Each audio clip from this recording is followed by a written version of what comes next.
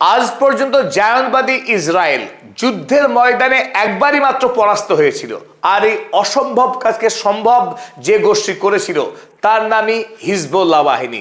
Hezbollah অর্থাৎ আল্লাহর বাহিনী। এই হিজবুল্লাহ গোষ্ঠী 1988 সাল থেকে লাগাতার লড়াই করে 2000 সালে এসে দক্ষিণ লেবাননের বিস্তীর্ণ অঞ্চল দখল করে রেখেছিল জায়নবাদী ইসরায়েল। আর সেই সময়ে এই হিজবুল্লাহ গোষ্ঠী এমন মার শুরু করেছিল এই ইসরায়েলি আইডিএফ সেনাদের, তারা লেবানন ছেড়ে পালাতে বাধ্য হয়েছিল। আজ 26 বছর পর নতুন করে আবার লেবাননের মাটি, বিশেষ করে দক্ষিণ লেবানন দখল করার কাজ করে চলেছে এই বর্বর আইডিএফ সৈন্যবাহিনী।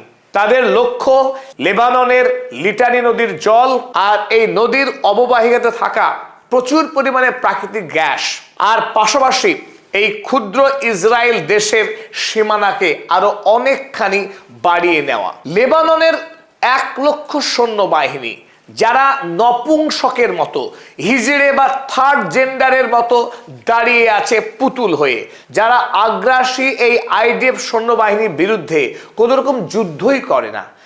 দেশের সৈন্যবাহিনী হয়েও দেশকে রক্ষা না করা, আক্রমণকারী সৈন্যবাহিনীর বিরুদ্ধে লড়াই না করা, পৃথিবীতে আপনি দ্বিতীয় কোনো দেশ খুঁজে পাবেন না। পৃথিবীর মানচিত্রে লেবানন এক আজব দেশ, যে দেশের হয়ে লড়াই করে হেজবুল্লাহ। হেজবুল্লাহ একটা স্বেচ্ছাসেবী মিলিশিয়া সৈন্যবাহিনী, যাদের মূল আদর্শই হলো বিদেশি আগ্রাসী সৈন্যবাহিনীর হাত থেকে দেশকে রক্ষা করা, দেশের স্বাধীনতা রক্ষা করা, সার্বভৌমত্ব রক্ষা করা। অথচ সেই লেবানন সেই দেশের জনগণের ট্যাক্সের পয়সায় একটা বিশাল সৈন্যবাহিনী রয়েছে, 1 লক্ষ সৈন্য বিশিষ্ট। লেবানন দেশ আহামরি কিছু বড় নয়, আয়তনের দিক থেকে যাই হোক, জনসংখ্যা নিরিখে মাত্র 60 লক্ষ লোকের বাস। এই 60 লক্ষ জনসংখ্যা বিশিষ্ট দেশে 1 লক্ষ সৈন্যবাহিনীর নেহাত কম নয়। কিন্তু এই সৈন্যবাহিনীর হাত পা বেঁধে রেখেছে দেশের সংবিধান, যে সংবিধান নিশ্চিত আপনি অনুমান করতে পারছেন কারা বানিয়েছে। এই দেশের সংবিধান তৈরি করেছে খোদ আমেরিকা, ইসরায়েল। স্বাভাবিকভাবে লেবাননের সৈন্যবাহিনী তারা যে ইসরায়েলের বিরুদ্ধে যুদ্ধ করবে না, সেটা খুব অস্বাভাবিক নয়। আবার আরো চমকে উঠবেন জানলে, লেবাননের যে সৈন্যবাহিনী তাদের যে বেতন দেওয়া হয়, সেই বেতনের একটা বড় অংশ আমেরিকা সাহায্যের অর্থ হিসেবে দেয়। তাই আমেরিকার পয়সা নিয়ে যে সৈন্যবাহিনী পেট চালায়, তারা ইসরায়েলের বিরুদ্ধে যুদ্ধ করবে, এ কি হতে পারে? সুতরাং লেবাননকে বাঁচাবার জন্য একটি মাত্র অপশন রইল পড়ে, তার নাম হেজবুল্লাহ। হেজবুল্লাহ অ্যাকচুয়ালি যখন ইরানে 1979 সালে রুহুল্লাহ খামেনেইর নেতৃত্বে যখন ইসলামিক রেভলিউশন হয়েছিল, ইসলামিক রিপাবলিক তৈরি হয়েছিল ইরানে, সেই আদর্শে লেবাননের যারা শিয়া ধর্মের মানুষ, শিয়াপন্থী মুসলিম যারা, তারা অনুপ্রাণিত হয়েছিলেন। ইরান একটি মডেল খাড়া করেছিল যে যেভাবে ইরান আমেরিকা এবং ইংল্যান্ডকে একসাথে দেশ থেকে বিদায় করেছিল এবং সম্পূর্ণ দেশীয় সরকার তারা তৈরি করেছিল আরব দেশে। মধ্যপ্রাচ্যের একটা ব্যতিক্রমী ভাবনা যে আমেরিকা এবং ইউরোপকে একসাথে বিতাড়িত করে দেশের মানুষ দেশের সরকার চালাতে পারে, এই ভাবনা কিন্তু হিজবুল্লাহ তৈরি হয়েছিল লেবাননে।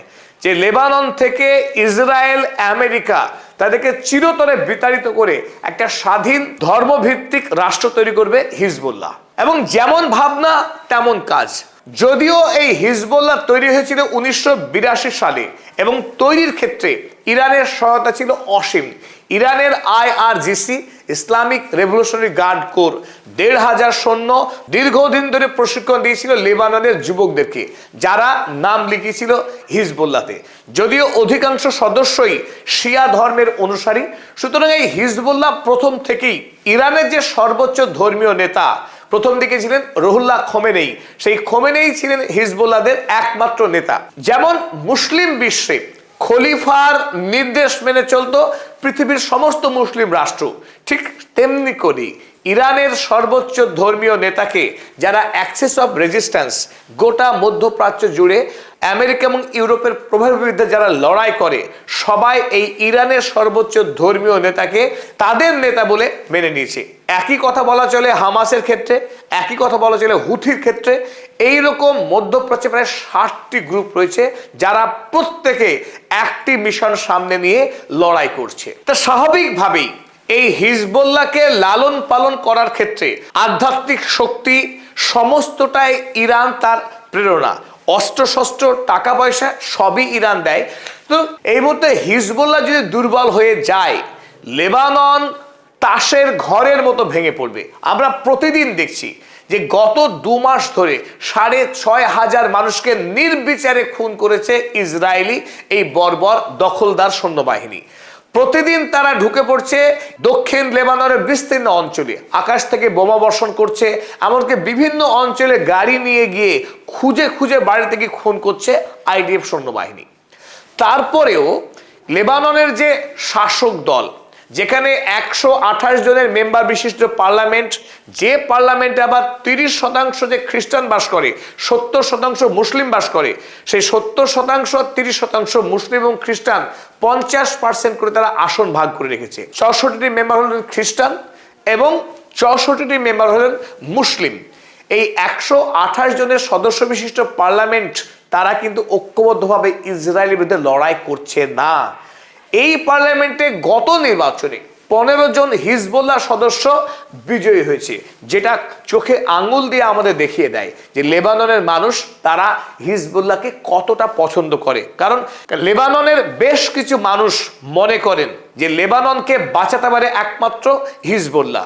হিজবুল্লাহ ছাড়া লেবাননের মুক্তি নেই, লেবাননকে অচিরেই দখল করে নেবে ইসরায়েল, যার পিছনে আমেরিকার সাহায্য রয়েছে। এ কথা খুব অমূলকও নয়। আমরা দেখলাম এপ্রিল মাস থেকে আজকে জুন মাস, মাত্র 50 দিনের মধ্যে লেবাননের সরকারের সঙ্গে ইসরায়েল সরকারের যুদ্ধবিরতি চুক্তি হয়েছে। এই চুক্তি খোদ আমেরিকায় বসে হয়েছে।